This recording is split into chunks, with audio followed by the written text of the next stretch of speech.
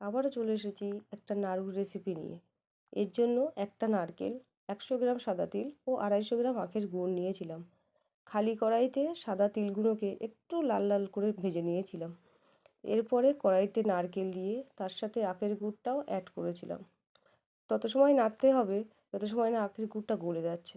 একটু টাইম লাগবে, কড়াইতে একটু লেগে লেগে যাবে, কিন্তু আঁচের ফ্লেমটা মিডিয়াম রাখতে হবে। এরপর ভালো করে নাড়াচাড়া করো। যারা এখনও আমার চ্যানেলটি ফলো করোনি অবশ্যই ফলো করে দিও।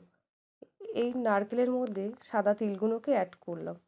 করার পরে দেখো আরেকটু নাড়াচাড়া করে নিতে হবে যত সময় না আঠা ভাবটা আসছে। এরপরে যখনই দেখবে আঠা ভাবটা চলে এসছে, একটা প্লেটে নামিয়ে নাও।